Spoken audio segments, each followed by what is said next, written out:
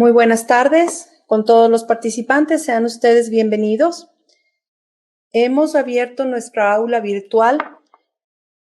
Vamos a dar unas indicaciones importantes a fin de que la conferencia de hoy sea aún más exitosa. Por favor, tome en cuenta que la calidad de la transmisión está relacionada con el Internet que cada uno de los usuarios disponga para su conexión. Por lo tanto, le recomendamos conectarse a una red Wi-Fi estable a fin de que su señal sea de mejor calidad. Si se interrumpe la transmisión o pierde audio, por favor presione el botón rojo que se encuentra en la parte superior con la palabra reconectar. Inmediatamente regresará a la conferencia. Si se ha conectado desde una computadora, el chat del evento lo encontrará hacia el lado derecho. Y si está conectado desde un celular, este está ubicado en la parte baja del mismo. Allí usted podrá realizar sus consultas o preguntas a los speakers. Todas las preguntas se van a responder finalizada la conferencia en una mesa redonda. Les damos la bienvenida. Les dejo con ustedes a la moderadora de la tarde. Doctora Indira, por favor, ¿podemos prender cámara y micrófono?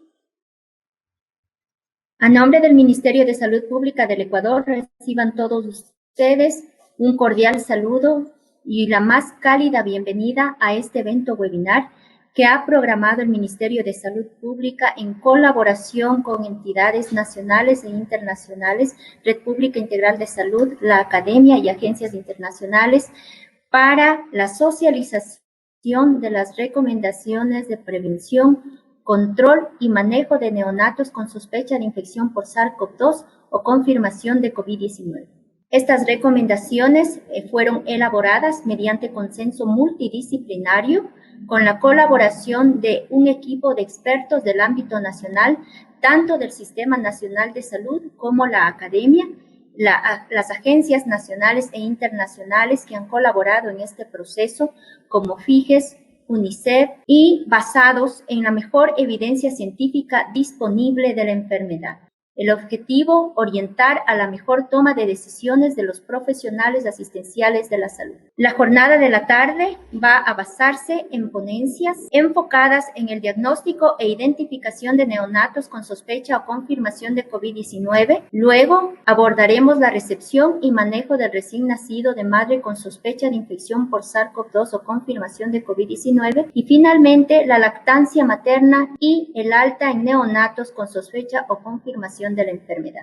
En la segunda parte tendremos el apoyo del panel de expertos para el foro de preguntas. Nos colaborará inicialmente el doctor David Acosta, médico microbiólogo, actualmente jefe de la Cátedra de Microbiología Médica de la UDLA, jefe de la Unidad de Microbiología Médica en el Hospital Un Canto a la Vida y jefe de Microbiología Médica en el Hospital Los Andes. Como una breve reseña de su perfil profesional, el doctor David Acosta es especialista en microbiología médica desde el año 2017, docente de pregrado de medicina en la Universidad de las Américas, revisor de la revista PMC en enfermedades infecciosas, autor de varios libros, artículos en revistas científicas y varias normativas, entre ellas COVID-19, en colaboración del Ministerio de Salud Pública. Es miembro de la Sociedad Ecuatoriana de Pediatría desde el año 2018 hasta la actualidad y adicional miembro contribuidor de la Clinical and Laboratory Standards Institute en Estados Unidos. Luego tenemos la colaboración de la doctora Yesenia Castro Guillén, pediatra neonatóloga. Actualmente la doctora Yesenia Castro es líder de la unidad de neonatología del Hospital Ginecobstétrico Pediátrico Luz Helena Arizmendi del Ministerio de Salud Pública. Como una breve reseña de su perfil profesional, la doctora Yesenia Castro es especialista pediatra desde el año 2011, especialista neonatóloga desde el año 2019, docente de pregrado y posgrado de pediatría por la Pontificia Universidad Católica del Ecuador, capacitadora en el Ministerio de Salud Pública y OPS en reanimación neonatal, instructora del programa de reanimación neonatal NRP, autora de artículos en revistas científicas y varias guías de práctica clínica en colaboración del Ministerio de Salud Pública. Adicional, la doctora Yesenia Castro actualmente es miembro de la Sociedad Ecuatoriana de Pediatría. Igualmente, y en representación del Instituto Ecuatoriano de Seguridad Social, tenemos a la doctora Carla Zambrano Barcia, neonatóloga pediatra, con un posgrado en nutrición pediátrica. Actualmente, la doctora Carla Zambrano es médico tratante del Servicio de Neonatología del Hospital General del IES en la ciudad de Manta. Como una breve reseña de su perfil profesional, la doctora Carla Zambrano es neonatóloga pediatra desde el año 2015 por la Universidad de Buenos Aires.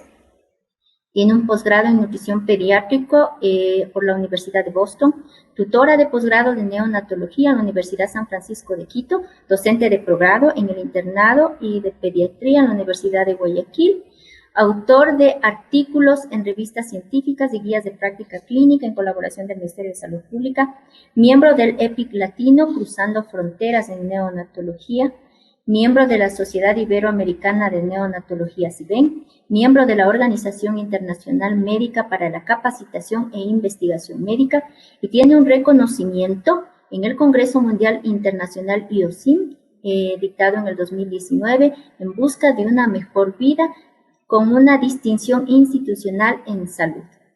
Finalmente, nos acompaña el doctor Fernando Aguinaga Romero, pediatra neonatólogo. Actualmente, el doctor Fernando Aguinaga es jefe de servicio de neonatología del Hospital Metropolitano.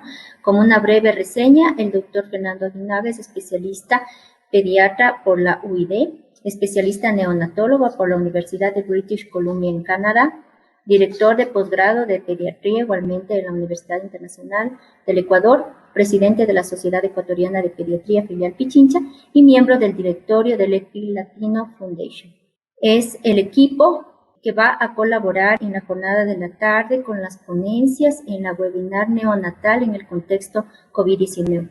Damos una cordial bienvenida a nuestros ponentes y nuestro más sincero agradecimiento por todo el apoyo brindado en este proyecto de capacitación a nivel nacional en el tema neonatal en el contexto COVID-19. Bienvenidos. A continuación, el doctor David Acosta con la ponencia Diagnóstico e Identificación de casos con sospecha de infección por SARS-CoV-2 o confirmación de COVID-19. Bienvenido, doctor Acosta. Muy buenas tardes con todos. Agradezco la invitación a todas las instituciones participantes y un fraterno saludo a todos los que nos están escuchando e inclusive a los colegas que nos están acompañando en esta charla.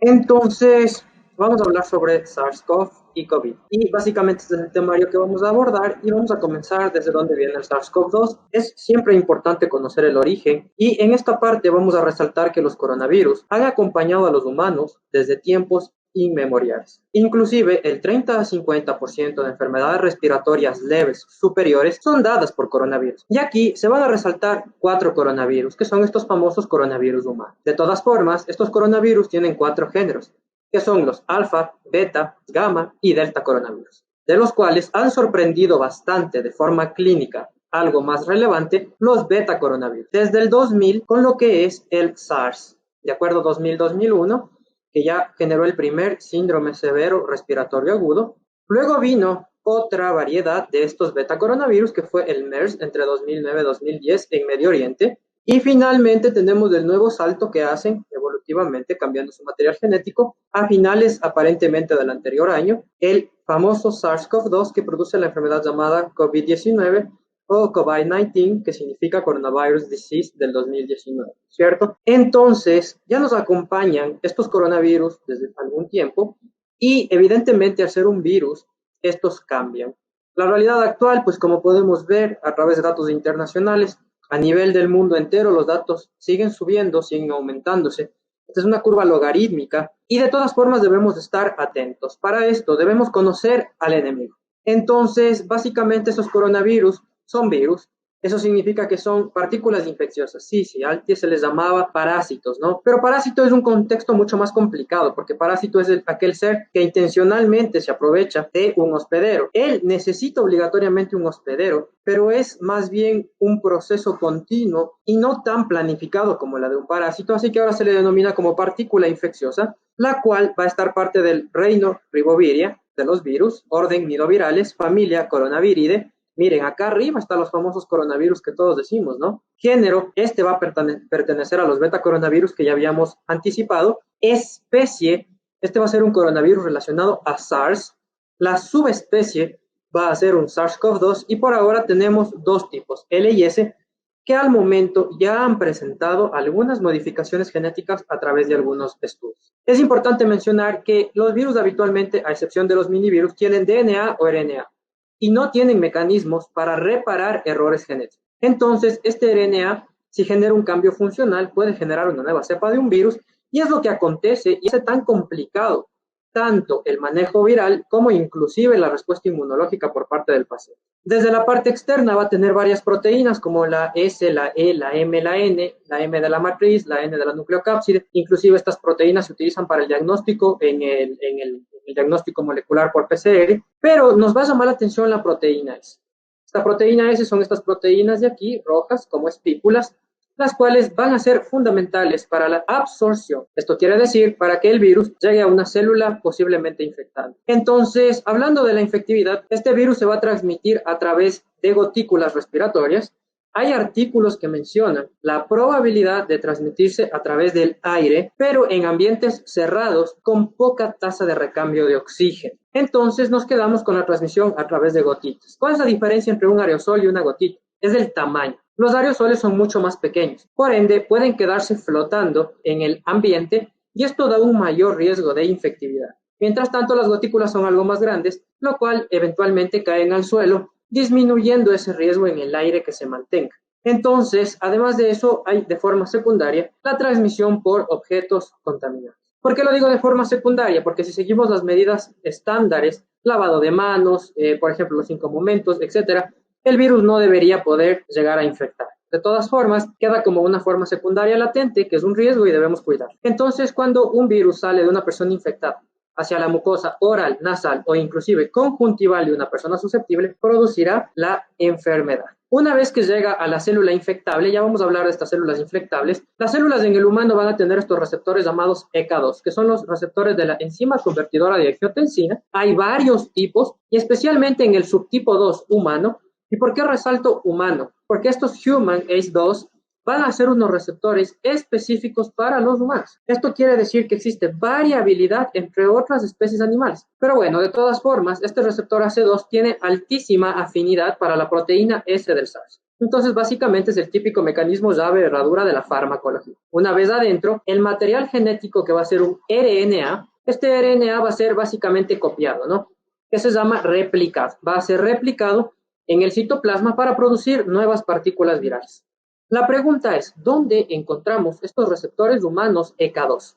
Y la respuesta es sorprendente. Predominantemente va a estar en la parte respiratoria, especialmente en los alvéolos pulmonares, enterocitos e inclusive en el intestino delgado. Pero de todas formas, hay estudios que han encontrado en mucosa oral, nasal, nasofaringe, pulmón, esófago, intestino delgado, colon, piel, ganglios linfáticos, médula ósea, vaso, hígado, riñón y cerebro. Tanto así que esta enfermedad actualmente es considerado como un síndrome inflamatorio multisistémico con un impacto pulmonar inicial, pero definitivamente dependiendo del paciente podemos tener varios órganos afectados. Entonces, ahora una vez que entendemos que este virus principalmente entra por la vía respiratoria, pero puede llegar a ser sistémico, ¿qué criterios tenemos para diagnosticar? Y siempre recordar la parte médica de la situación, ¿sí? Entonces, vamos a tener el nexo epidemiológico, nuestros criterios clínicos, radiológicos y laboratoriales. Entonces, tenemos que juntar estos tres iniciales para tener un paciente altamente sospechoso, un caso probable, para nosotros solicitar el diagnóstico del laboratorio, que lo analizaremos posteriormente. De todas formas, recordar, especialmente en neonatos, es importantísimo, tanto al nacer, la madre como nexo epidemiológico, y además de eso, la manipulación, si ya está en el hogar, por otros familiares. Si es que un familiar ha sido diagnosticado o es sospechoso de SARS-CoV-2, nuestro neonato puede tornarse en un sospechoso también de SARS-CoV-2 y debería venir a un protocolo de tamizaje o determinación si el paciente está o no está infectado. Entonces, un caso confirmado es un neonato con síntomas asociados a COVID-19, con un nexo epidemiológico, como lo hemos resaltado previamente, más un diagnóstico laboratorial, que en este caso la guía la recomienda RT-PCR, pero ya vamos a entender el porqué es de RT-PCR. ¿Y de dónde vamos a tomar la muestra? Ya vamos a hablar sobre esto más adelante, que puede ser un hisopado o un aspirado nasofaríngeo, y vamos a justificar el porqué de esta decisión. Entonces, un caso sospechoso es un neonato, hijo de madre con infección confirmada por SARS-CoV-2, 14 días antes, recuerden el periodo de incubación, hasta 28 días después del parto. O inclusive un neonato con historia de contacto cercano con un caso confirmado o probable. Como yo les decía, siempre buscar alrededor. A veces le ayuda a cuidar la tía, la abuela, y podrían ser un factor de riesgo para el neonato.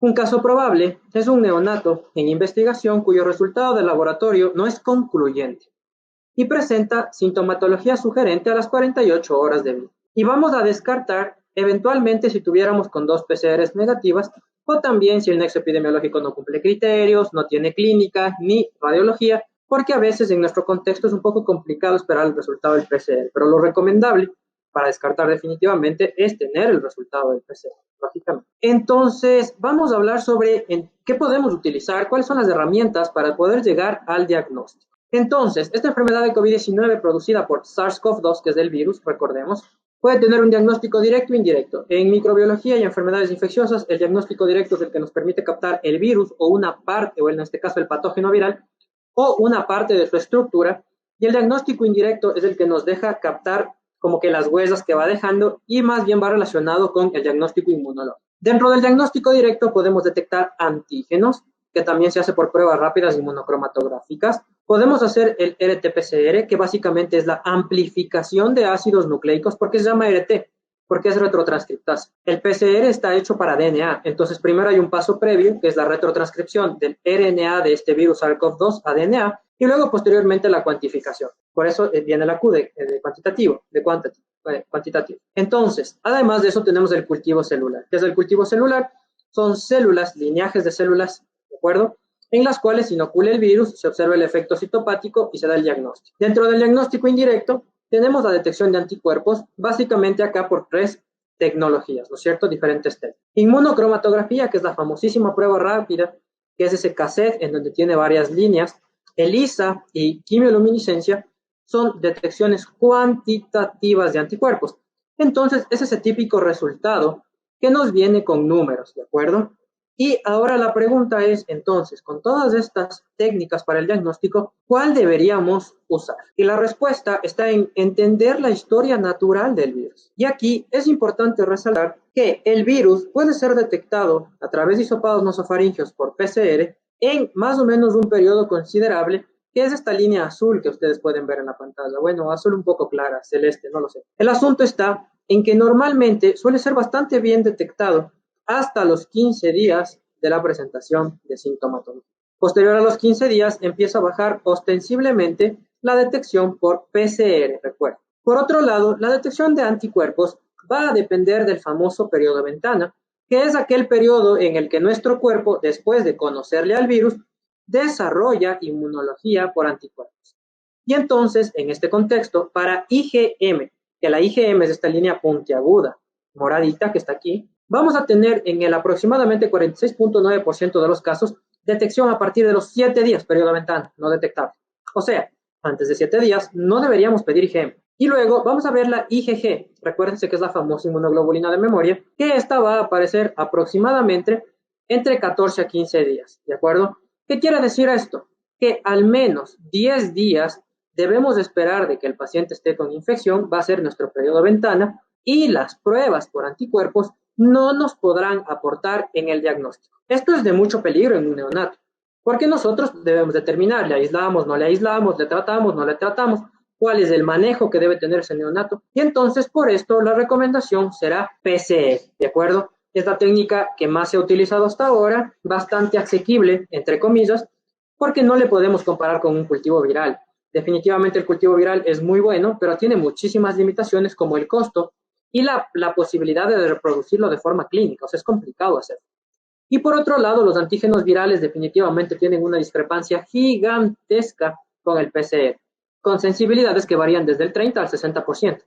Entonces, si estamos menos del 50%, es casi lo mismo que tirar una moneda al aire, si recordamos la estadística. Entonces, una vez que hemos entendido el periodo de ventana, el periodo de detección y que el PCR podría aportarnos un mejor diagnóstico, más aún en una infección aguda neonatal, entonces la pregunta es, ¿y de dónde tomamos el PCR? Bueno, en este estudio publicado en JAMA, entonces podemos observar que varias muestras fueron detectadas y heces, sangre y orina tuvieron los peores niveles de detección. El mejor nivel de detección definitivamente fue un lavado broncoalveolar. Pero seamos sinceros, tenemos un neumólogo pediatra, tenemos un broncoscopio pediátrico en nuestro hospital o en nuestra unidad de salud. Muy probablemente no. Motivo por el cual, entonces, es complicado el lavado broncoalveolar. Siendo así, muestras de hisopados nasales o aspirados nasofaringeos tienen una adecuada sensibilidad si se conserva una buena técnica que nos pueden ayudar para el diagnóstico. Entonces, es el menos invasivo, tiene una sensibilidad bastante adecuada y además de eso es accesible para la realización en diferentes lugares. Entonces, por eso se recomienda un hisopado nasofaringeo o un aspirado nasofaringeo. Ahora, la pregunta es, ¿cómo hacemos este hisopado? El hisopo es un hisopo viral, de preferencia, ¿sí?, de rayón delgado, el cual va a mantener el virus de forma estable y su material genético. Si hacemos con cualquier hisopo, especialmente de algodón, corremos el riesgo de que tengan enzimas que dañen el virus y por ende el material genético, pudiendo dar falsos negativos. Entonces, una vez que este hisopo lo tenemos, debemos medir cuál es la profundidad que vamos a poder hacer el examen en el neonato.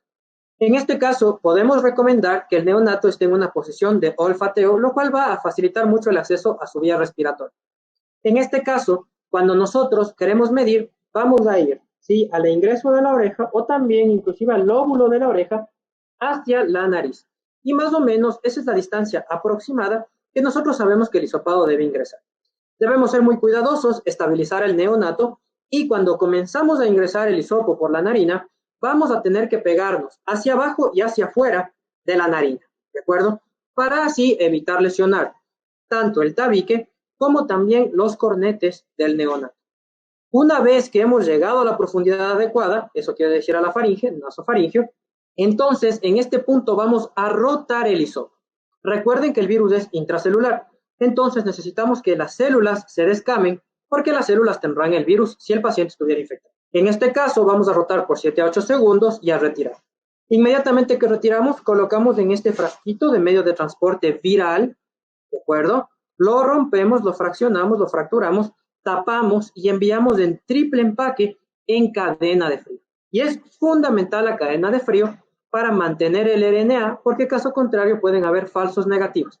Si se destruye mi RNA, no hay nada que detectar en el PCR. Motivo por el cual la toma de muestra y la cadena de frío son fundamentales. Por otro lado, un hisopado nasofaringeo, un aspirado nasofaringeo. Muchas veces no tenemos el hisopo, se complica, el paciente es muy pequeño, entonces se puede utilizar una sonda de Lee ligada a una trampa de moco. Esta sonda de Lee también ingresará con mucho cuidado porque es un poco más blanda y flexible que lo que sería un hisopo y evidentemente intentar llegar atrás y liberamos la succión y de atrás, o sea, desde la parte posterior, desde la faringe hacia la nariz, vamos retirando y vamos aspirando. Esto producirá una buena muestra que vendrá a la trampa de moco y dependiendo de dónde lo procesen, si lo procesan ahí mismo pueden enviar la trampa de moco, pero si lo procesan fuera, se recomienda con las normas de bioseguridad. Recuerden que todo esto es enfermedad infecciosa y tenemos que tener, en este caso, ustedes ya saben, eso está en otro protocolo, no lo discutiremos ahora, todas las normas de bioseguridad. En este caso, con todas las normas de bioseguridad, su traje, su protección, su máscara, su protección facial, etcétera, podemos esperar, reposar unos 5 minutos, abrir la trampa de moco, hisopar, ¿de acuerdo? Si no podemos enviar la propia trampa, hisopar, y esto hacer el mismo procedimiento que hemos hablado para el hisopado nasofaringeo. Mientras ustedes estén con sus medidas de protección bien colocadas, porque eso también es otra cosa, ¿no? No solamente es tener no solamente es tener el equipo de bioseguridad, sino también colocárselo de forma adecuada. Y esto definitivamente se manda, como ya hemos mencionado, en cadena de frío hacia el laboratorio que lo procesa. Entonces, la primera pregunta, ¿se puede hacer prueba de anticuerpos? Se puede hacer prueba de anticuerpos si queremos esperar al periodo ventana, que es al menos 10 días. Y esto en un neonato, más aún que acaba de nacer de una madre que tiene riesgo de tener SARS-CoV-2, es demasiado tiempo. Motivo por el cual hay que tener cuidado con los anticuerpos. Y más aún recordando que la IgG es una inmunoglobulina monomérica muy pequeña que atraviesa la placenta. Y si la madre tiene inmunidad, podría estar transfiriendo estos anticuerpos, especialmente IgG. Entonces, la mejor forma es un PCR. El asunto está en una buena toma de muestras de este PCR. ¿Cuándo vamos a tomar el PCR? El PCR se debe tomar 24 a 48 horas después del nacimiento del bebé.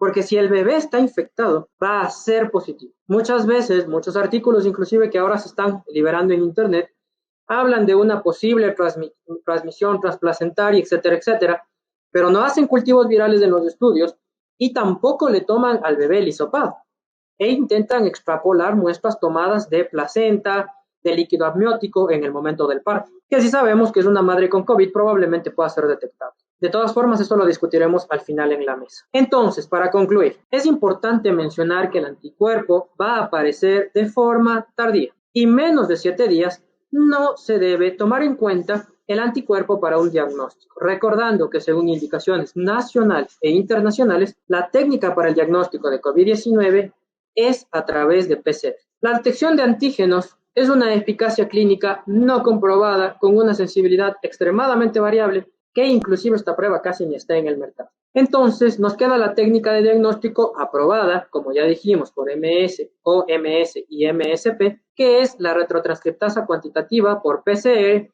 para el diagnóstico de SARS-CoV-2. Recordando que la técnica de la toma de muestra y el transporte de esa toma son fundamentales en mi resultado. Y siempre, toda la vida, debemos correlacionar mi clínica, mis hallazgos laboratoriales y mis hallazgos de imagen. Recordando, bueno, no tratamos aquí porque no es el objetivo. Si no le podemos mover a un niño, no tenemos TAC, muchas veces sí tenemos un eco, ¿no? Y el eco pulmonar nos puede servir muchísimo, especialmente en la detección temprana de líneas B.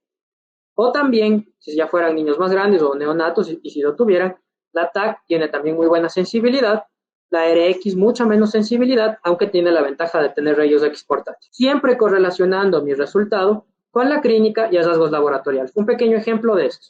Bueno, no fue con un paciente neonatal, fue con un paciente pediátrico que aparentemente tenía SARS-CoV-2, tenía una tomografía para SARS-CoV-2, tenía una clínica respiratoria leve, pero la tenía, y el hisopado nos llegó negativo. Entonces, la primera llamada, doctor, ¿por qué tenemos el resultado negativo si nuestra paciente por poco vino escrita en la espalda SARS-CoV-2? La respuesta está que no hicieron una buena toma de muestras, no fue un hisopado nasofaringeo, fue un hisopado nasal, y yo le pregunté a los papás de la paciente pediátrica, ¿de acuerdo? Y además de eso, habían enviado la muestra al siguiente día. O sea, se mantuvo en temperatura ambiente durante aproximadamente 24 horas. Entonces, ante estos dos antecedentes, la sensibilidad del examen puede caer a cero, porque no estamos manteniendo el virus. Finalmente, concluyendo, recordándoles que lo mejor es hacer el hisopado. Esperemos que esté un poco más asequible la técnica de PCR. Sabemos que está un poco complicado realizar la técnica por la demanda que tiene el país, y se puede hacer a través de un hisopado nasofaringeo o un aspirado nasofaringeo en 24 a 48 horas del nacimiento, si sospechamos en el momento del nacimiento. Y de forma posterior, si tuviera nexo epidemiológico, se lo puede hacer básicamente aproximadamente a partir de los 3 días del contacto de riesgo. Finalmente, les agradezco por prestarme atención. La medicina es ciencia de la incertidumbre y arte de la probabilidad. Esto lo dijo nuestro querido William Osler, un gran médico, y les digo esto con el objetivo de llamar su atención. Hoy hay mucha evidencia, hay muchos papers. Ahora Facebook ya aparece el New England Journal of Medicine, ¿no? Todo el mundo compartiendo sus papers. Pero nosotros tenemos que ser críticos. ¿Qué leemos? ¿De dónde leemos? Recordemos la escala de la evidencia. Y entonces no podemos tomar como una verdad absoluta un brief report, un reporte rápido. Entonces, acordémonos que muchas veces, inclusive ya han tenido ustedes pacientes, que las guías les dicen muchas cosas. Y a veces un paciente no puede presentar todo lo que esperamos que presente. Entonces, con esto, les llamo a estar atentos, a ser críticos, a interpretar de forma profunda lo que estamos leyendo en la bibliografía científica y arrimar el hombro para luchar contra este virus tan complejo. Les agradezco. Buenas tardes, soy Yesenia Castro, pediatra neonatóloga. Les voy a hablar sobre la recepción del recién nacido hijo de madre con sospecha de infección por SARS-CoV-2 o confirmación de COVID-19. Como todo lo nuevo necesita de conocimiento y de capacitación, en la recepción del recién nacido hijo de madre con sospecha de infección por SARS-CoV-2 o confirmación de COVID-19, como lo mencionó David, debemos conocer al enemigo, es decir, estar altamente capacitados, creando continuamente escenarios de simulación para disponer de forma oportuna de personal entrenado y del equipamiento necesario, tal como lo afirma la Academia Americana de Pediatría en las estrategias de enseñar durante la pandemia. Dentro de la recepción también tenemos que planificar. Todo empieza con la planificación, ya que no es posible predecir qué paciente requiere de reanimación y que exista la necesidad potencial de procedimientos que requieran aerosoles.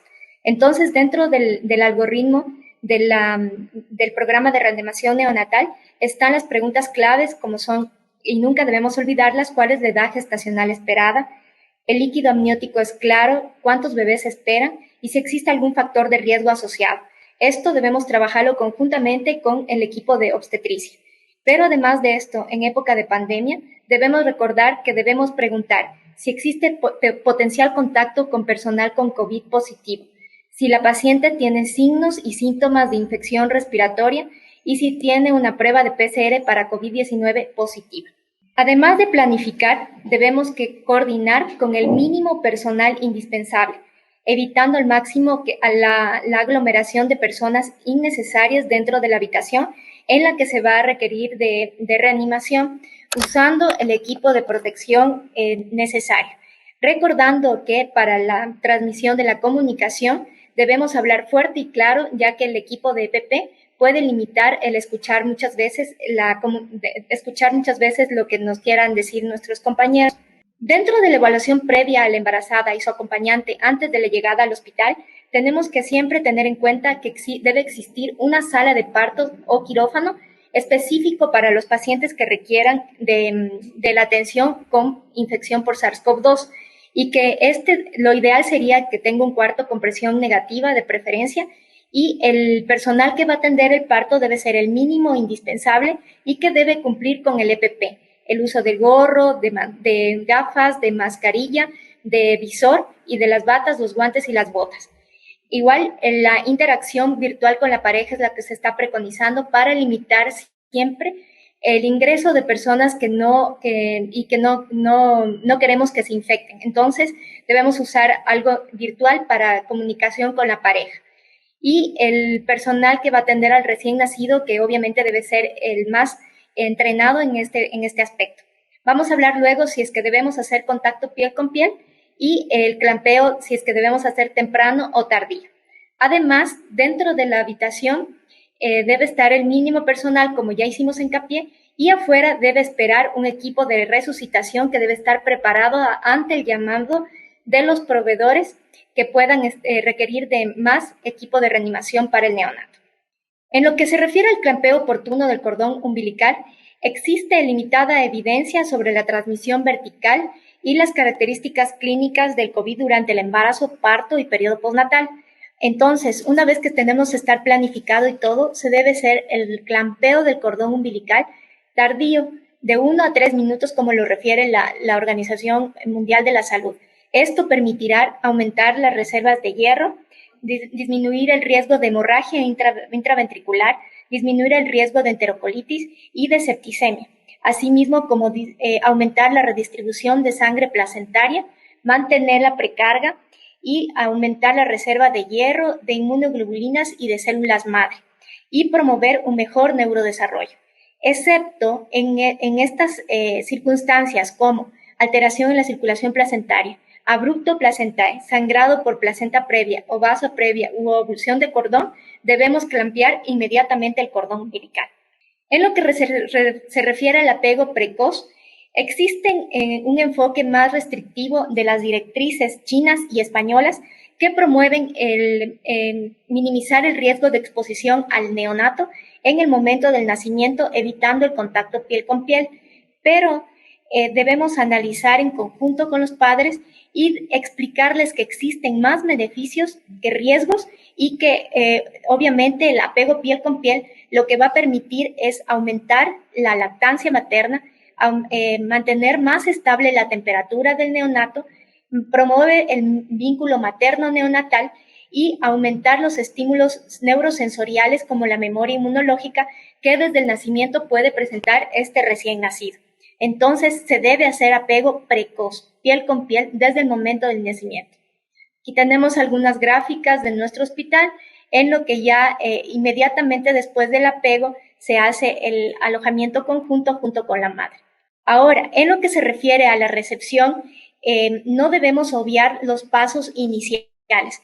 Debemos recordar que los pasos iniciales por sí solos no son generadores de aerosoles, es decir, no debemos saltarnos ni un solo paso y más bien ir de acuerdo a las directrices de la reanimación neonatal, y si el niño requiere de apoyo respiratorio, realizarlo con CPAP o ya sea BiPAP, ventilación invasiva o ventilación de alta frecuencia. En algunos casos y en centros mucho más especializados o hospitales de tercer nivel, utilizar lo que es la videointubación o la máscara laringea. Asimismo, una vez que ya hemos receptado al recién nacido, debemos establecer una ruta previamente definida en incubadora cerrada y bajo monitorización continua de los signos vitales. Para esto es fundamental que en cada hospital se haga una elaboración de los flujogramas, estableciendo la vía, la ruta, el ascensor y el personal que va a acompañar para evitar contactos. Y sobre todo en recién nacidos, la incubadora nos permite aislarlos de manera oportuna, evitando el contacto del personal al recién nacido y la transmisión horizontal que se llama. En lo posible, trasladarlos en un cubículo individual o una sala de aislamiento. Dentro de la recepción del recién nacido, entonces, las conclusiones son que debe ser planificado, coordinado con el mínimo personal indispensable y con el uso del EPP, el clampeo oportuno del cordón umbilical. Debemos no olvidar hacer el apego precoz piel con piel, no saltarnos ni un paso del programa de reanimación neonatal, recordar siempre el apoyo respiratorio, el uso de CPAP, BiPAP, ventilación invasiva o alta frecuencia. Si es el caso, poder usar el videointubación o máscara laringea, usar la ruta previamente definida en incubadora cerrada y bajo monitorización continua de signos vitales, y en lo posible en cubículo individual o en sala de aislamiento. ¿Cuál es el manejo del recién nacido asintomático, hijo de madre con COVID-19? Recordemos la palabra asintomático. Si la mamá es sospechosa o es positiva de COVID-19, debemos hacerlo que el niño esté en una incubadora o cubículo individual si la madre no está en condiciones de estar junto al bebé. Si es que no es así, debemos realizar las medidas de aislamiento apropiadas y el uso del EPP, limitando las visitas y siempre con el mismo cuidador sano, y realizar el PCR al recién nacido si es que fuera posible. Pero si el niño está asintomático y la madre está asintomático, como vemos en esta figura, debemos hacer el apego piel con piel y promover, como dijimos, la lactancia materna, que ya vamos a hablar luego. Si la reacción en cadena de polimerasa está pendiente, no debemos atrasar el alta, y si es que esta sale negativo, suspender el aislamiento al recién nacido del test para SARS-CoV-2 y ingresarlo a la sala general de neonatología. ¿Cuáles son las recomendaciones específicas para el manejo del recién nacido confirmado con COVID-19? Cuando el bebé ya está diagnosticado de SARS-CoV-2, debemos aislarlo en una incubadora o cubículo individual, como lo vemos en la gráfica. Realizar las medidas de aislamiento recomendadas. Las medidas de soporte son las iguales que para cualquier recién nacido, es decir, si es que el bebé necesita hidratación, esta va a depender de la edad gestacional y los días de vida. Realizar la monitorización continua de signos vitales, de temperatura, presión arterial, saturación, todos los signos vitales que debemos hacer a cualquier recién nacido. Si hay riesgo de producción de aerosoles, se recomienda habitaciones con presión negativa. Y si no, pues con el uso de la incubadora. Se debe realizar exámenes de laboratorio si el cuadro clínico lo amerita. No así si el niño está asintomático y si, por ejemplo, no tiene ruptura prematura de membranas, riesgo de infección, neumonía connatal, no debemos realizar ningún tipo de exámenes. Realizar radiografía de tórax, eco o una tomografía de tórax de acuerdo a la evolución del paciente, no a todos los pacientes, sino de acuerdo al cuadro clínico que el niño necesite. Ahora, ¿cuál es el tratamiento farmacológico que se recomienda para recién nacidos con infección por SARS-CoV-2? No hay estudios que nos digan cuál es el tratamiento específico para tal o cual medicamento que sea necesario para el recién nacido. Así, no se justifica el uso de antirretrovirales o de interferón alfa. El uso de surfactantes se limita en caso de que sea necesario, en prematuros extremos o cuando las condiciones ventilatorias lo ameriten. Evitar el uso inapropiado de antibiótico terapia. No es mandatorio el niño con diagnóstico de COVID-19 usar antibiótico terapia exclusivamente para ellos. El manejo conservador de fluidos en caso de afección de la vía respiratoria baja, dado que el manejo agresivo puede empeorar la oxigenación. Entonces, no hay un tratamiento efectivo. Sin embargo, en todo esto se preconiza la lactancia con la gota de oro, que es el calostro, y que eso nos va a dar más beneficios que riesgos. Esto es lo que les puedo traer en resumen de todo el consenso multidisciplinario que se trabajó, y nuestra frase que queremos compartir el día de hoy es de nuestra psicóloga Vanessa Santín: cuidando con ciencia, con amor y con razón, un presente sin temor. Muchas gracias. Buenas tardes, soy la doctora Carla Zambrano, neonatóloga del Hospital General IES Manta. Quiero agradecer al Ministerio de Salud Pública por la invitación para formar parte de estos lineamientos que van en beneficio de nuestros recién nacidos. Al Hospital General IES Manta por todo el apoyo que me ha brindado. El tema que vamos a abordar es de suma importancia, sobre todo ahora que estamos atravesando por una emergencia sanitaria, en donde la lactancia materna es el alimento que va a ayudar a fortalecer el sistema inmunológico de nuestros neonatos. Vamos a abordar el manejo del alta en neonatos con sospecha o infección por COVID-19. En una revista de la Human Rights Silver, ellos en su artículo describen que hubo vulnerabilidad de los derechos humanos. Y esto lo refieren porque en Madrid hubo el caso de una madre que le separaron inmediatamente de su recién nacido. Este bebé, habiendo nacido en óptimas condiciones, fue llevado a la UCI. Ella refiere que, aún siendo asintomática, fue trasladada a un área en donde compartía con aquellos pacientes que eran diagnosticados con COVID-19 y que presentaban síntomas.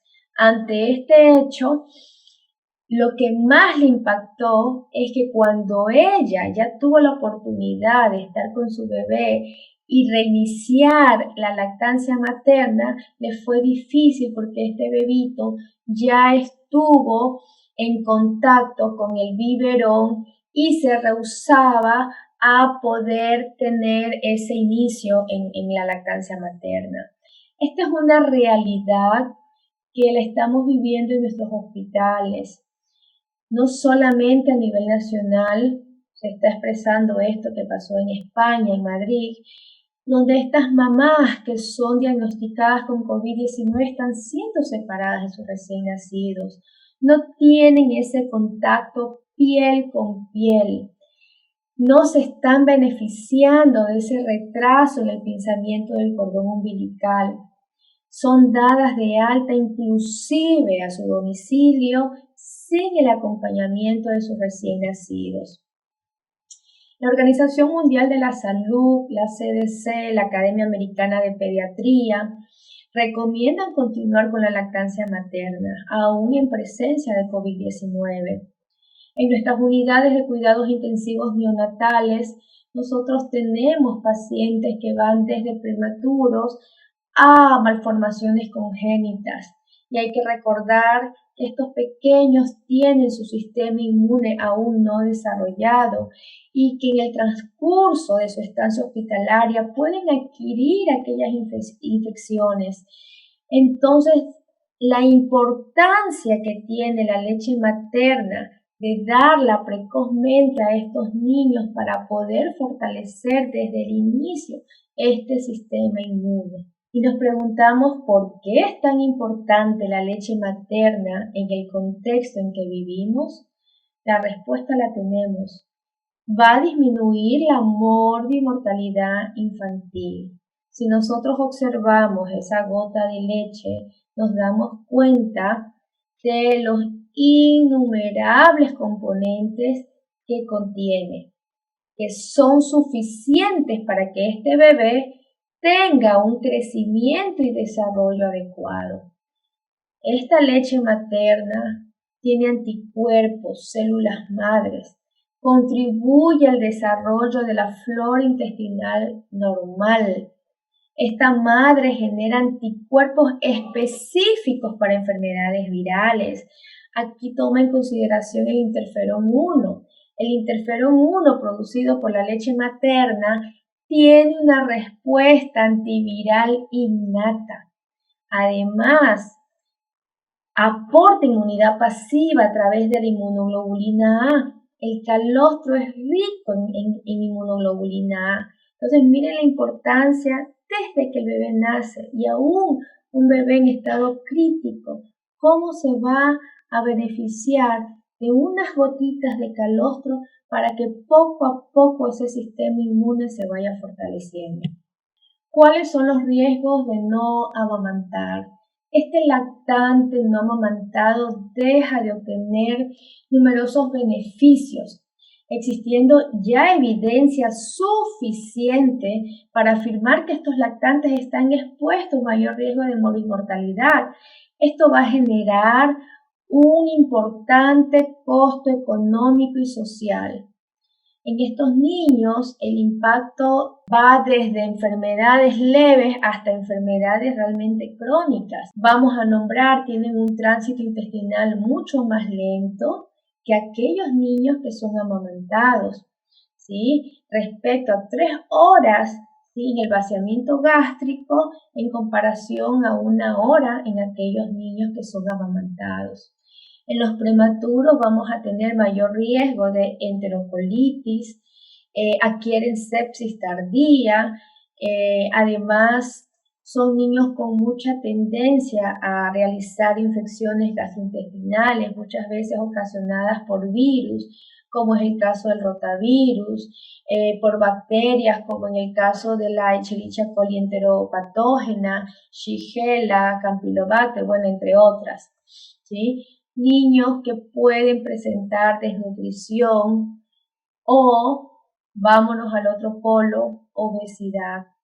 Estos bebés que no son amamantados tienen un alto riesgo de desarrollar diabetes tipo 1, ¿sí?, diabetes tipo 2. Y algo importantísimo, recordar y siempre manifestarle a la mamá, estas leches de fórmulas no tienen hormonas. Me refiero a la insulina, me refiero a la hormona del crecimiento. Todo esto retrasa la maduración de ese epitelio intestinal y el cierre de las uniones intercelulares, lo que va a favorecer el paso de antígenos y bacterias a la circulación sistémica. Y es por ello que hay bebés que comienzan a tener intolerancia alimentaria, son niños con mayor riesgo de cólicos, de constipación e inclusive de reflujo gastroesofágico. Está demostrado ya en estudios que tienen a largo plazo menor coeficiente intelectual. Vamos a nombrar también ciertas infecciones respiratorias bajas. Estos niños tienen mayor riesgo de hospitalización por infecciones respiratorias bajas, causados en su mayoría por el virus sincitial respiratorio, por el Haemophilus influenzae, entre otros. También un alto riesgo de padecer meningitis, ¿sí? Tomemos en consideración que estos bebés también pueden desarrollar enfermedades autoinmunes, un riesgo de enfermedad inflamatoria intestinal y en edad adulta pueden llegar a tener enfermedad celíaca. En las madres, esta madre es más propensa a tener embarazos más seguidos, a tener hemorragias postparto y todo esto dificulta la recuperación de los depósitos de hierro, lo que conlleva a que tengan anemia. Además, mucha tendencia de adquirir cáncer de ovario y de mama. Una vez que hemos nombrado cada una de las complicaciones que puede tener, hablando de enfermedades, la importancia que tenemos nosotros como educadores en la salud es esto: promover la lactancia materna. Este es un artículo en donde manifiesta que hay actividad anticomplemento de la leche materna humana, ¿sí? No es un artículo reciente, es un artículo viejito, es de 1999, en donde Ogundele manifiesta, ¿sí?, que durante mucho tiempo se ha observado que la leche materna posee propiedades antiinflamatorias que van a proteger al recién nacido contra aquellos patógenos intestinales respiratorios. Este estudio analiza los efectos inhibidores de diferentes fracciones de leche materna sobre la actividad de complemento. En conclusión, ellos cuentan que la leche materna tiene sustancias anticomplementos que previenen el daño tisular inflamatorio, que puede ser detonado por algún germen, que controlan el sistema de proteínas del complemento. Cuando este virus ingresó a nuestro intestino, ya vamos a tener, este bebé va a tener ya una sustancia que va a regular su respuesta tisular inflamatoria y que va a bloquear ese sistema del complemento. Recordemos que este virus, ¿sí?, activa todas estas cascadas de complemento, todas estas respuestas inflamatorias. Entonces, desde ya se ve, esto ya no es estudiado de ahora, esto es estudiado, en este caso esta publicación de 1999, desde antes ya se ven todas estas actividades anticomplementos que van a ayudar a disminuir este daño tisular inflamatorio. Este es otro artículo en donde detectan ARN de SARS-CoV-2 en la leche materna humana. Aquí toman en cuenta dos casos, son dos madres con sus dos recién nacidos, que posteriormente del parto, las dos son ubicadas en la misma habitación. La mamá número uno, posterior al parto, adquiere la infección por COVID-19, le realizan el hisopado en el día 4, dando positiva. Desde allí ella es separada de la habitación de la otra mamita, ¿sí?, y le toman muestras, 4 muestras de leche materna para estudiar si está o no presente el virus del SARS-CoV-2. Vemos claramente en la imagen que cada una de estas 4 muestras fueron negativas para el virus. Sin embargo, le vuelven a tomar otro hisopado más o menos entre el día 14 a 16, dando nuevamente positivo. El recién nacido al nacimiento dio negativo, dio una PCR negativa, pero en el transcurso de los días, más o menos entre el día 8 y 10, ya comienza a presentar sintomatología respiratoria con una PCR positiva. En la madre número 2, ¿sí?, esta mamita, en cambio, fue dada de alta a la casa, pero se reinterna por presentar sintomatología para COVID-19. Le toman en cambio a ella 6 muestras de leche materna, en donde 4 de ellas encontraron ARN del SARS-CoV-2. Esta mamá fue dada de alta en óptimas condiciones con un resultado de hisopado para PCR SARS-CoV-2 negativa. En el recién nacido número 2, en cambio, este bebé tuvo al inicio una PCR negativa, pero en el transcurso de los días este bebé reingresa por presentar ictericia, tuvo problemas respiratorios, requirió bajas dosis de oxígeno. Todos estos problemas respiratorios se le pudo aislar en la presencia del virus sincitial respiratorio. Tuvo 2 hisopados positivos y al egreso hospitalario el hisopado ya fue negativo.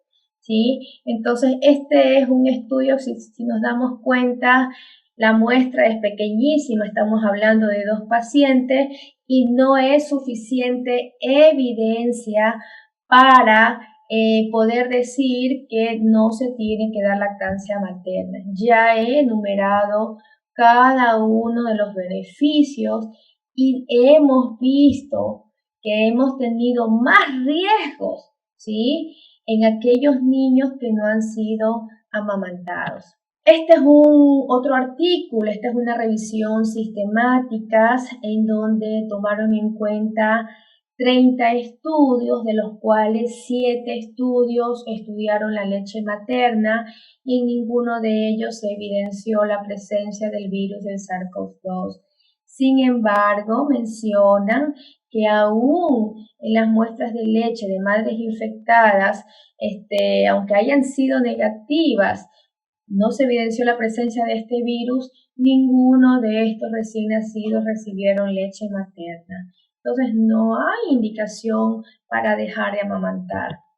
Una de nuestras preguntas de las guías que elaboramos es si se debe suspender la lactancia materna en recién nacidos con sospecha o confirmación de infección por SARS-CoV-2.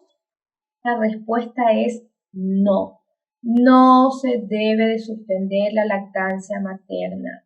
Como profesionales de la salud, los neonatólogos, las enfermeras, aún los residentes que forman parte del área de neonatología, tienen que involucrarse, tener esa conexión con la madre, esa comunicación. Hay que explicarles aún en esta época en donde todos los miedos, los temores nos embarga a nosotros, no solamente el personal de la salud, sino esa mamá que todavía es más vulnerable a tener depresión. Darle ese apoyo y darle a conocer cada uno de los beneficios que involucra el dar de lactar. Una vez que la mamá se empodera de la lactancia materna, ¿sí?, explicamos y damos a conocer cada una de las medidas de bioseguridad para que se lleve a cabo esta lactancia de manera exitosa. Esta mamita tiene que usar su mascarilla, tiene que tener un lavado de manos seguido y este lavado de manos tiene que ser antes y después de tocar a su bebé, limpiar aquellas superficies que estamos en contacto o colocamos algunos utensilios de rutina, ¿sí? Hay casos en que las madres se encuentran en mal estado general, con sintomatología, que no es posible que tenga ese apego con su bebé, pero aquí entramos como profesionales de la salud para ayudar a extraer leche materna siempre y cuando tomemos todas las medidas de bioseguridad, tanto el personal de la salud como su madre. Una vez que obtenemos esta leche por extracción manual, tenemos que brindarle inmediatamente al recién nacido. Pero una cosa muy importante aquí es resaltar la importancia de no utilizar biberones, los chupones, ¿sí? Porque esto va a dificultar después a que este bebé se prenda con éxito al seno de su madre cuando ella ya se encuentra en condiciones de dar de mamar a su bebé. Observamos en el gráfico claramente que una de las medidas o uno de los utensilios que podemos usar es la copita. el uso de jeringuillas o cucharaditas de leche materna. De esta forma, aseguramos que vaya a tener este bebé y su madre una lactancia efectiva. La Organización Mundial de la Salud en Europa, ellos posicionan este paper de COVID-19 y leche materna, en donde nuevamente indican, nuevamente afianzan que la leche materna es la mejor fuente de nutrición del bebé, incluyendo los bebés de madres que tengan COVID-19 o que sean sospechosos de tenerla.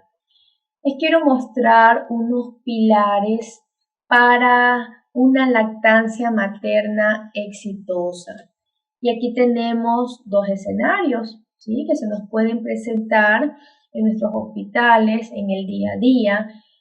Madres diagnosticadas con COVID-19 asintomáticas o con síntomas leves. ¿Sí? ¿Qué me va a ayudar para la lactancia materna efectiva? El contacto piel a piel, ya se había mencionado, este contacto piel a piel tiene que ser inmediato y prolongado, ¿sí? Se puede dar tomando todas las medidas de bioseguridad para evitar la transmisión al recién nacido. La succión, esto va a favorecer a la succión dentro de la primera hora de vida. Este bebé tiene que prenderse al seno.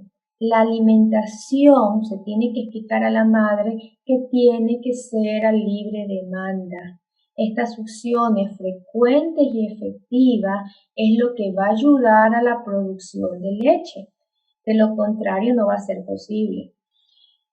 Este niño tiene que pasar inmediatamente con su madre alojamiento conjunto, ¿sí? El bebé tiene que permanecer junto a su madre y se le explica, como había mencionado previamente, todas las medidas de bioseguridad, que cada vez que vayan a dar el seno, tienen que higienizarse las manos, los senos, mantener su mascarilla, ¿sí?, para que se lleve con éxito este accionar.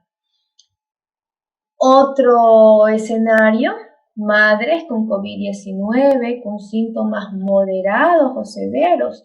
Sabemos que en este tipo de casos el contacto piel a piel muchas veces es complicado, pero existe la figura paterna. Entonces, ¿por qué no darle esa oportunidad al bebé? No se puede en este caso, porque las condiciones maternas no lo permiten. Aquí tiene que intervenir ese padre, ¿sí? La succión dentro de la primera hora tampoco va a ser posible, pero la vamos a realizar la extracción manual del calostro en la primera hora postparto con todas las medidas de bioseguridad. Y este calostro tiene que ser administrado, como lo nombré previamente, con aquellos dispositivos que no vayan a interferir con la succión fisiológica de este recién nacido, ¿sí? La extracción de la leche materna se la tiene que hacer de manera frecuente, por al menos cada 3 horas.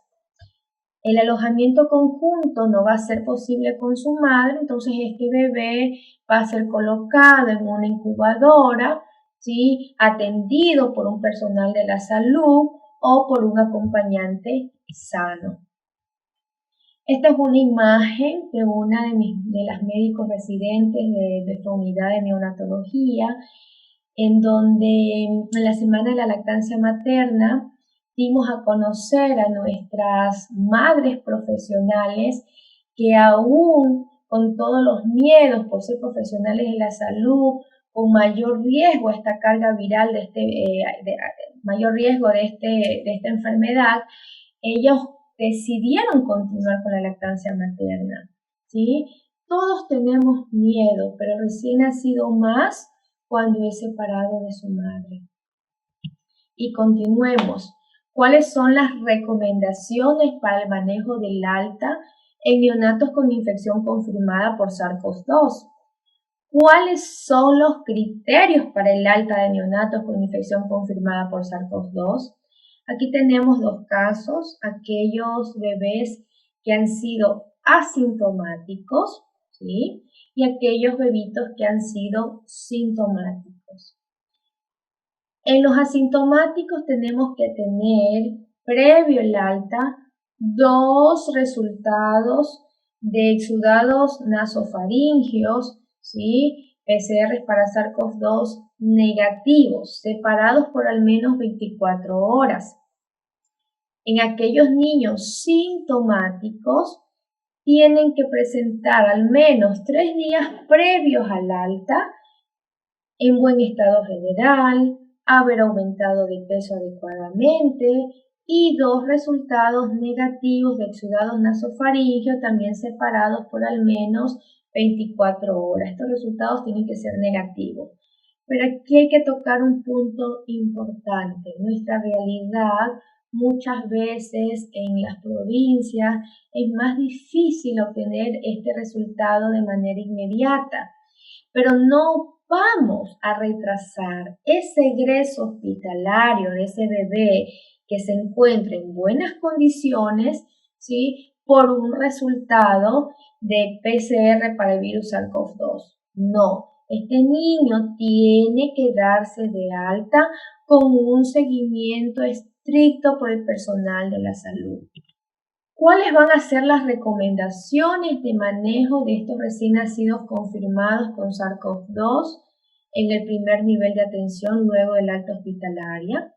Estos bebitos se tienen que contrarreferir a este primer nivel de atención con indicaciones claras y precisas, ¿sí? Este control tiene que ser estricto por un personal de la salud capacitado en recién nacidos, tiene que ir a visitarle al domicilio con todas las medidas de bioseguridad, con el EPP, recomendar a los padres sobre todo con el manejo de las heces, debido a que se ha demostrado que en las heces puede haber presencia del virus, sobre todo por el contagio con el entorno familiar.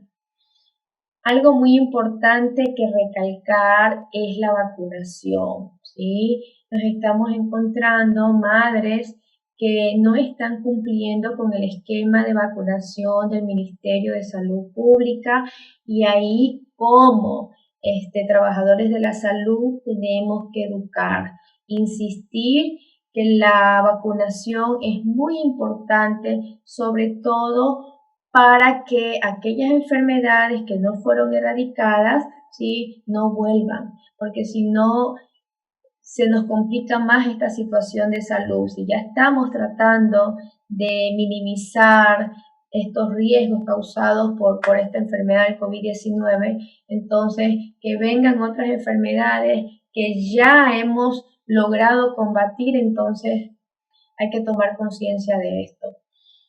Este seguimiento se tiene que dar aún hasta 14 días posterior al alta, siempre y cuando este bebé se mantenga en buen estado de salud. De lo contrario, si vemos que a lo mejor no está creciendo adecuadamente, que presenta algunos síntomas leves, entonces nuestro seguimiento se puede extender más y hacer énfasis en los controles mes a mes, ¿sí? Les quiero agradecer a todo el personal de la salud que nos acompaña, a todos nuestros colegas que nos acompañaron en esta webinar, y quiero culminar con una frase de este filósofo austriaco: la verdadera ignorancia no es la ausencia de conocimientos, sino el hecho de rehusarse a adquirirlos.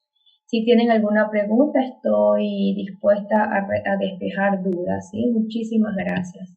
Gracias a todos de parte de la Sociedad Ecuatoriana de Pediatría por haberme invitado a esta charla el día de hoy y ser el moderador de una mesa redonda que está llena de inquietudes que seguramente ustedes ya han visto en el día a día y que están pasando enfrente. Y la primera pregunta que quería llevarle al doctor Acosta, que varias veces le han hecho, es ¿cómo interpretar en las madres que les han hecho esos test rápidos o pruebas cuantitativas y salen con IgGs positivos, y el bebé también sale con IgG positivo? ¿Podemos considerar que estos niños son inmunes a la enfermedad?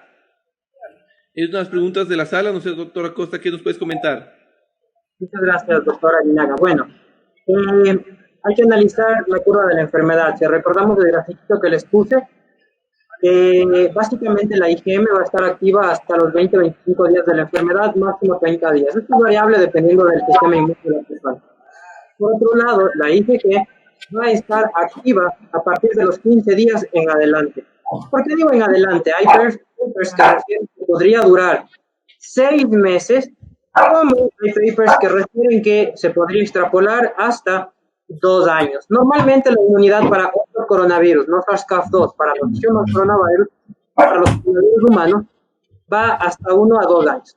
Resolviendo esto, cuando nosotros tenemos la caída de la IgM y observamos la IgG en un pico cuantificable, podremos determinar que la fase aguda de la enfermedad, no sé si podemos silenciar el micrófono, hay alguien con el micrófono. Si la IgM está elevada y la IgG está elevada, podríamos estar en una etapa aguda de la enfermedad. Pero si por otro lado solo IgG se encuentra detectable, significa que la persona ya pasó la enfermedad. Esto quiere decir que tiene inmunidad. Ahora, con respecto a los niños, es diferente si es un neonato a si es un niño. Recordemos que la IgG puede atravesar la placenta. Entonces, si es una madre que tuvo coronavirus, la IgG de la madre puede pasar a la circulación del producto del bebé, en este caso, y podría llegar a ser detectable. Es por eso que hay que tener cuidado con los test de anticuerpos.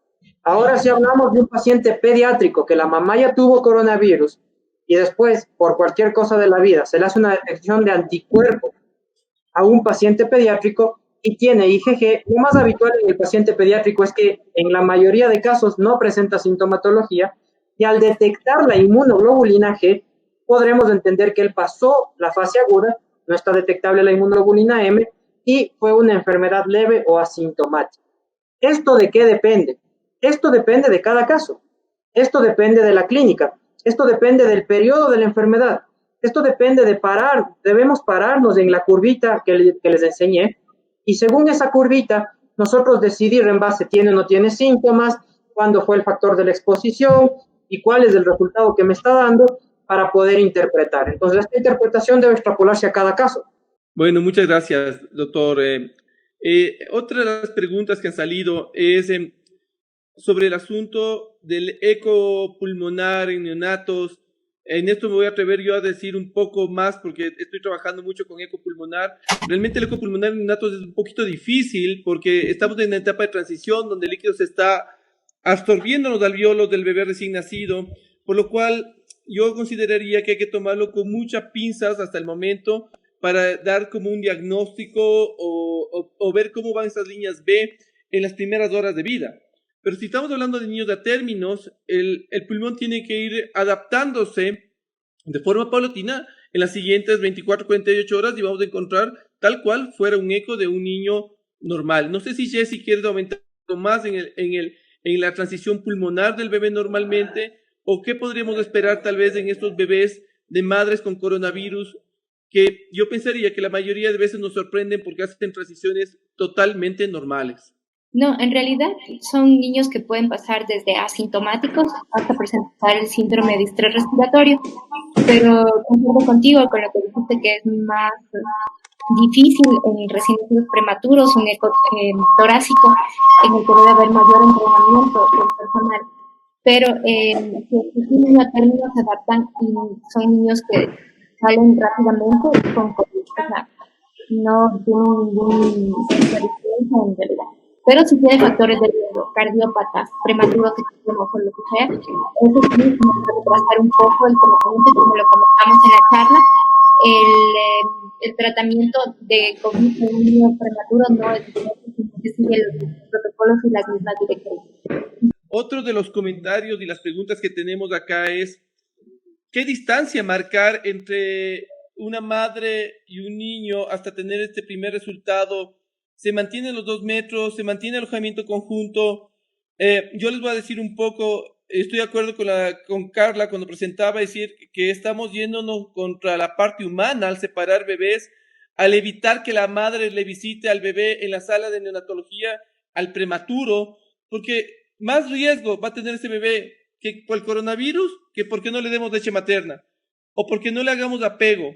Yo creo que me uno a la petición de muchos organismos internacionales de la importancia que hay en que retomemos ser embanderados todos de la lactancia materna, embanderados todos del apego materno, embanderados todos que la madre no es una visita en las salas de neonatología, sino que es la mamá de un niño que debe estar ahí permanentemente. Un poco le quiero pasar la pregunta a Carla. Para implementar la lactancia en pacientes que tienen coronavirus, en salas que muchas veces son generales, o cómo tú lo manejas allá, cómo tú lo haces para que no haya este riesgo de reinfecciones estando tan cerca. Bueno, acá en el hospital de General Manta del IES, lastimosamente una mamita que es positiva es trasladada al área de COVID, pero sin embargo no dejamos a un lado la leche materna. Se solicita y las enfermeras se encargan de realizar esta extracción manual de leche en las primeras 2 horas de vida y en las horas subsecuentes. De esta manera, este neonato pasa a la unidad de cuidados intensivos porque los protocolos ya están establecidos, lastimosamente es nuestra realidad, pero no le quitamos ese beneficio de tomar de la leche de su madre. Jessy, por favor, tu opinión y luego el doctor Acosta. Sí, de acuerdo en todo lo que se ha dicho, pero es fundamental que no se debe desapegar a la madre del niño solo porque tiene una infección por COVID-19.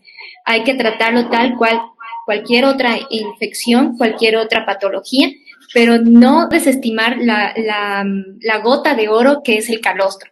Esto, como ya lo mencionamos, y esto es el objetivo de esta webinar, de preconizar. Tuvimos un caso de un paciente que vino de un centro de salud en el que no le habían dado nada de alimentación porque la mamá tenía una prueba rápida positiva. Entonces, eso es lo que queremos cortar, es lo que queremos, poner fin y decirles que la lactancia materna no está contraindicada, que no hay transmisión hasta el momento vertical, que no se ha demostrado ningún riesgo que beneficio y que lo que mencionaban que se le debe separar, no. En nuestro hospital lo que hacemos es creamos una sala aptas para pacientes mamás y bebés con COVID y con sospecha de COVID, en el que se hace método piel con piel. Madre canguro que está con su bebé y la mamá lo que tiene que usar siempre es la mascarilla quirúrgica. Y eso es muy difícil enseñarles a las madres, pero no es imposible. Y sobre todo el lavado de manos. Con todas estas técnicas y con todo el EPP indispensable en los profesionales de salud, recuerden que puede haber transmisión horizontal del personal de salud hacia los bebés y que eso debemos evitar, pero sobre todo la máscara quirúrgica, la mamá, el lavado de manos, la bata y el apego piel con piel que va a promover todo lo demás. Doctora Costa, antes de darte la palabra, un montón de preguntas llegaron para la parte de infectología y entre esas, es ¿cuándo repetir inmunoglobulinas a la madre? ¿Cuándo repetir inmunoglobulinas al recién nacido? ¿Es necesario realmente repetir inmunoglobulinas? ¿Tiene algún valor en el manejo del recién nacido? Es saber si tiene inmunoglobulinas o no. ¿O qué beneficio tendría de repetirse o no estos exámenes? En primer lugar, decirles excelente pregunta, pero además también resaltar las excelentes respuestas de nuestras colegas. Lo que sí quiero resaltar es que recuerden que primero somos médicos. Y en este caso, lo primero que debemos hacer es estadificar. Claro, si estamos con una madre infectada por SARS-CoV-2 que amerita terapia, evidentemente la madre debe ser separada por riesgo-beneficio de la madre. Pero si no hay una contraindicación para separar al binomio, tanto OMS como CDC no recomiendan separar el binomio madre-hijo. Por todos los beneficios, el calor, la microbiota, el calostro, son un montón de beneficios que el apego precoz nos da. Pero ustedes van a decir, entonces mi neonato me va a hacer SARS-CoV-2. Tenemos experiencia real en donde se han manejado de esta forma en salas de aislamiento para SARS-CoV-2.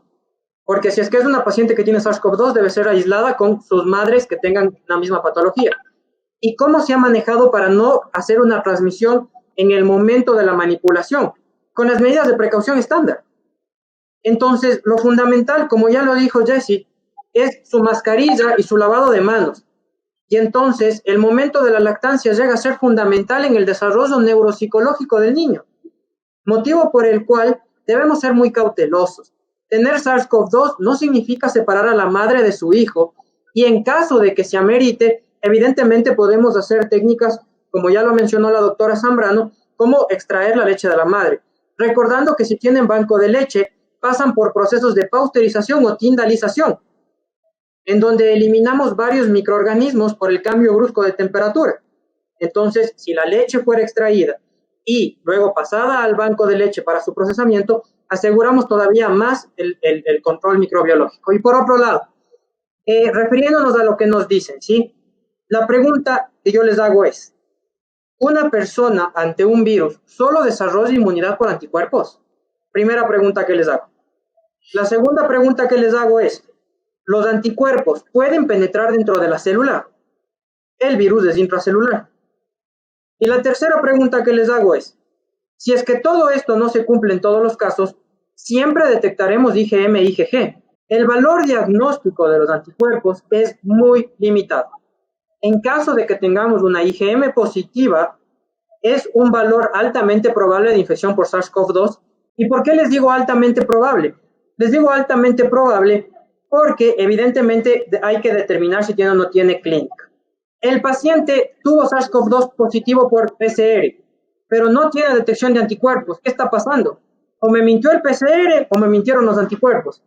Hay pacientes que no desarrollan de forma adecuada títulos de anticuerpos. ¿Por qué?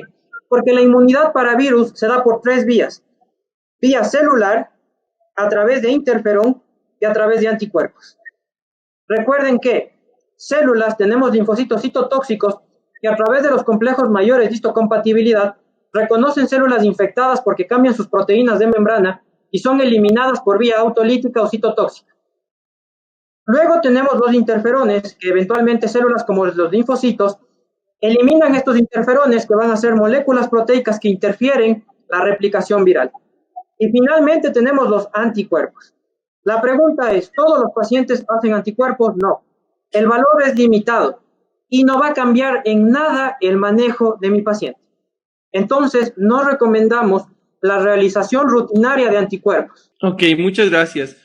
Completando algunas preguntas que están llegando, Carla, me gustaría saber primero tu opinión en las vacunas. Vacuna de hepatitis B, BCG, ¿habría una contraindicación si el niño o la madre sospechosa de COVID o si son positivos, o continúas con el esquema normal de vacunación? ¿Y a qué día le llamamos a control a este paciente que nosotros tomamos la muestra del PCR, pero a veces puede ser un resultado que tome varios días de venirnos de regreso, el del niño, y tal vez el niño se va a ir de alta con la mamá? ¿Cuándo le vamos a llamar al control y sobre el esquema de vacunas? No, el esquema de vacunación no tiene que ser suspendido. La BCG y la vacuna de la hepatitis B tienen que ser colocados como está establecido por el Ministerio de Salud Pública. El hecho de que la madre tenga COVID-19 no quiere decir que el bebé va a adquirir la infección o la adquirir, o sea, lo puede pasar en el transcurso de su evolución por esa transmisión horizontal, pero no es contraindicación para evitar esa vacunación. Dentro de los lineamientos para definir si un bebé se va al alta, uno tiene que tomar en consideración si este paciente es sintomático o es asintomático. En el caso de aquellos pacientes asintomáticos, es necesario tener 2 pruebas de hisopado por PCR negativos por al menos 24 horas, aunque este resultado no esté inmediatamente y el bebé se encuentre en buenas y óptimas condiciones, este bebé tiene que ser egresado inmediatamente, no tiene por qué permanecer en el hospital. Más bien es un riesgo que permanezca porque puede adquirir aquellas infecciones intrahospitalarias. Aquellos neonatos con sintomatología, uno de los criterios para el alta es que tiene que tener por al menos 72 horas previas una estabilidad clínica, ¿sí? Y también 2 muestras de PCR negativas. Es lo que está descrito, pero lastimosamente estos resultados no nos llega de manera precoz y por lo tanto no vamos a detener esta alta. Una vez que estos niños se han egresado, uno los puede contrarreferir a los centros de salud, en este caso, un personal de salud que tenga todos los conocimientos necesarios para el trato del recién nacido, para el seguimiento del recién nacido, tomando todas las medidas de bioseguridad con el equipo de protección personal, puede hacer un seguimiento en su domicilio. De lo contrario, si no es posible, lo podemos hacer. Ahora tenemos esto de la telellamada, la teleconsulta, y podemos hacer este seguimiento hasta los 14 días posterior al ingreso hospitalario. Si vemos que este neonato se encuentra en óptimas condiciones, entonces hasta ahí llegó el control y se le dice que los controles tienen que persistir mes a mes. Es muy importante también hacer referencia a las vacunas del calendario por el Ministerio de Salud Pública. Nos ha llegado casos a las consultas de madres con los carnets de vacunación con una deficiencia en la aplicación de las vacunas. Y esto no puede ser posible porque ya hay enfermedades que han sido erradicadas y por lo tanto estamos atravesando esta enfermedad que para todos es una emergencia sanitaria y todavía acarrear por otras enfermedades ya eliminadas por esto de no vacunar a los niños. Entonces, para eso estamos nosotros, para educar y hacer conciencia de que la vacunación es muy importante, por lo menos hasta el año de edad, ¿sí? Debe de continuarse, pero en estas épocas de pandemia, por el miedo, tomar conciencia a estos padres de la importancia de la vacunación. Muchas gracias por tu respuesta. Un poco, Jessie, quisiera oír tu opinión sobre qué hacer cuando tenemos que entrar a recibir a un bebé y desconocemos el estatus de la madre. Es una madre que viene asintomática y nosotros tenemos que recibir o prepararnos para la recepción de este bebé.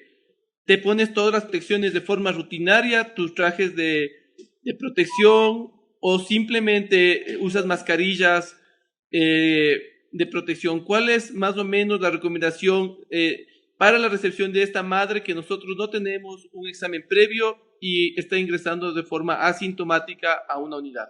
Ok, sí, en el caso de que nosotros desconocemos, como lo que está pasando, qué paciente puede tener COVID-19 o no, el uso de mascarilla quirúrgica es fundamental, así como las prendas de protección, pero sobre todo el uso de mascarilla quirúrgica para, en caso de que no sabemos si el bebé va a requerir o no de reanimación o de procedimientos que requieran de generación de aerosol. Entonces, esto está protocolizado igual en un documento del Ministerio y deben realizarse las precauciones estándar de acuerdo al riesgo de exposición del neonato. O sea, siempre es importante, ¿no? La historia clínica, creo, hacer referencia de que si ha habido contactos, si ha habido alguien positivo, y etcétera, y recordar que apenas del 10% de los niños tal vez van a necesitar una reanimación y una reanimación avanzada apenas del 1%. Entonces, siempre tomando las medidas de precaución y manteniendo lo que hemos venido conversando del apego importante de la madre. ¿Qué hacer con los niños que me ponen aquí una pregunta? Solo una cosa. Claro. Jessie, continúa. Recordar que en las preguntas básicas del algoritmo, siempre preguntar como comencé la exposición, preguntar lo que dices tú, si tiene una prueba rápida, si tiene síntomas respiratorios, si tiene contacto o nexo epidemiológico con algún paciente con COVID. Pero ya en la sala de parto, si es que es un paciente que viene de emergencia y todo, están las medidas de precaución estandarizadas de acuerdo al riesgo de exposición del neonato, nada más. Perfecto, muchas gracias, Jessie. ¿Qué hacer con un paciente que, por ejemplo, sabemos que la madre fue positiva, está asintomática, el examen del PCR, como bien hablamos, se demora y este niño, me pone aquí un ejemplo, ha desarrollado hiperbilirrubinemia y tiene que reingresar a la unidad de cuidados de neonatología para fototerapia? ¿Este niño debería estar en aislamiento hasta tener sus PCRs negativos? Lo que te entendí es un neonato que reingresa por hiperbilirrubinemia, ¿verdad? Sí, un niño que nace en la unidad, no sabemos su estatus, mamá es positiva y necesitas darle fototerapia. ¿Lo mantenemos en aislamiento a este niño en una incubadora hasta saber su estatus? Hay una sala, por lo general uno tiene que definir bien las salas, ¿sí? En la unidad de cuidados intensivos. Si este paciente es hijo de madre COVID-19 y está en alojamiento conjunto, ingresa por una hiperbilirubinemia, no necesariamente tiene que estar aislado en una sala individual, solito, sino que se puede mantener el aislamiento en su incubadora junto con otros niños que estén en la misma situación, manteniendo también la incubadora una distancia de 1.5 a 2 metros, pero manteniéndose ahí en su incubadora. Ese es el mejor medio y manteniendo todo el equipo de protección personal, tanto el personal de enfermería como el personal médico. De otra forma, no es que vamos a aislar a ese niño en una habitación sola, porque también a veces las condiciones y la afluencia de pacientes no lo van a permitir. Bueno, y ahí para ir cerrando, solo dos preguntas más. Una para el doctor Acosta. ¿Qué precauciones adicionales tenemos que tener en cuanto a la familia del bebé? O sea, digamos que esta familia, sabemos que la mamá es positiva, sabemos que el bebé sale con 2 PCRs negativos. ¿Qué indicaciones le damos a la familia sobre su aislamiento, sobre el cuidado? ¿Tiene que hacerse PCR el resto de la familia, el papá, los hermanos que van a estar en contacto? ¿No es necesario? ¿Cuáles serían las indicaciones de los test para la familia? En primera instancia, es una muy buena pregunta, porque es algo que normalmente se maneja con mucho miedo. Recordar, predominantemente transmisión respiratoria. Donde caiga mi gotícula respiratoria, el virus podría estar ahí. Entonces, en este contexto, lugares como comedores, baños y habitaciones deben ser para las personas diagnosticadas de SARS-CoV-2. Es un error muy frecuente, ¿no? Porque dicen aislamiento domiciliario, van a la casa y todas las 7 personas siguen utilizando el mismo baño. Y entonces todas las 7 personas eventualmente que vivan en esa casa desarrollarán COVID-19. Entonces, lo primerito, intentar que el paciente esté aislado. ¿Qué significa? Que él esté en su propio espacio y que nadie invada su espacio.